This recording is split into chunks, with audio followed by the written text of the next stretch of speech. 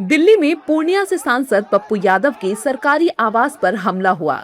ये हमला तब हुआ जब सांसद पप्पू यादव प्रेस कॉन्फ्रेंस कर रहे थे। प्रेस कॉन्फ्रेंस के दौरान दो लोगों द्वारा चप्पल फेंकने और धारदार हथियार से हमला करने की कोशिश का आरोप लगाया गया है। घटना के बाद दोनों आरोपियों को पकड़कर पुलिस के हवाले कर दिया गया। कुछ देर तक वहां अफरा तफरी का माहौल बना रहा, जिसके बाद पुलिस ने मौके पर पहुंचकर आरोपियों को हिरासत में ले लिया। घटना के बाद पप्पू यादव ने कहा कि अगर आज जनता न होती तो शायद हम मारे जाते। लोग राम मंदिर का चंदा खा गए और हमने नाटक करके दिखा दिया तो हमें मारने के लिए गुंडे आ रहे हैं। मैं तो जनता नहीं होती तो आज मरे हुए थे।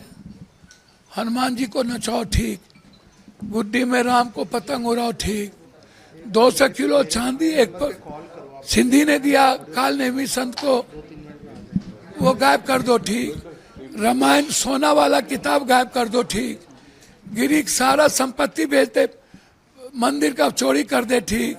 हमने जो गिरी थे उसी का रूपांतरण मैंने प्रदर्शन किया।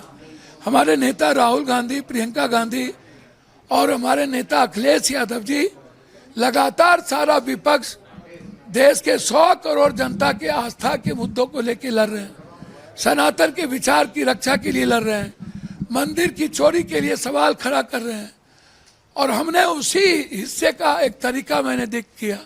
उसके लिए सारे गुंडे साधु जितने हैं सब कह रहे हैं 51 लाख में मार दो, 11 लाख में मार दो, जिंदा जला दो। वही घटना की जानकारी मिलते ही राजनीतिक प्रतिक्रियाओं का दौर शुरू हो गया है। विपक्षी दलों ने इस मामले को कानून व्यवस्था और जनप्रतिनिधियों की सुरक्षा से जोड़ते हुए केंद्र सरकार पर निशाना साधा और निष्पक्ष जांच की मांग की। सपा प्रमुख अखिलेश यादव ने लोकसभा स्पीकर ओम बिरला से इस मामले की जांच की मांग की है। अखिलेश यादव ने कहा है कि हिंसा हार के डर से जन्म लेती है। भाजपा हताश है, इसलिए देश के बच्चों के बाद अब सांसद तक पर प्राणघातक हमले करवा रही है। उनकी प्रेस कॉन्फ्रेंस में एक हमलावर के चाकू लेकर पहुंचने की घटना बेहद गंभीर मामला है और माननीय सांसद की सुरक्षा में लगे सरकारी महकमे की भारी चूक भी। जांच हो, जनप्रिय सांसद श्री पप्पू यादव जी की लोकप्रियता भाजपा पचा नहीं पा रही है, क्योंकि भाजपा अपने कुकृत्यों की वजह से हर तरह से बदनाम हो चुकी है। माननीय लोकसभा अध्यक्ष जी संज्ञान ले, श्री पप्पू यादव जी सदैव यूं ही सक्रिय रहें। आज जब प्रेस कॉन्फ्रेंस हो रही थी तो चाकू से हमले की बात आई है, टेलीविजन में भी देखा। तो ठीक से जांच होनी चाहिए और पप्पू यादव को सुरक्षा दी जानी चाहिए। अमूमन बीजेपी विपक्ष को सुरक्षा देती नहीं, अपने लल्लू पंजू को भी सुरक्षा दे देती है।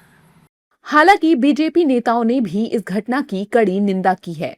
उनका कहना है कि किसी भी जनप्रतिनिधि पर हमला लोकतांत्रिक मूल्यों के खिलाफ है। बीजेपी ने दोषियों के खिलाफ सख्त कार्रवाई और पूरे मामले की निष्पक्ष जांच की बात कही है। घटना को लेकर बीजेपी नेताओं ने क्या कुछ कहा है, सुनिए। नहीं, किसी ने भी चप्पल फेंका हो किसी पर, यह उचित नहीं है। चप्पल फेंकना जनतंत्र में कहीं से उसकी इजाजत नहीं है। पप्पू यादव जी खुद ही जिस तरह से कर रहे हैं वह भी बिल्कुल आपत्तिजनक है। उनको नहीं वैसा करना चाहिए।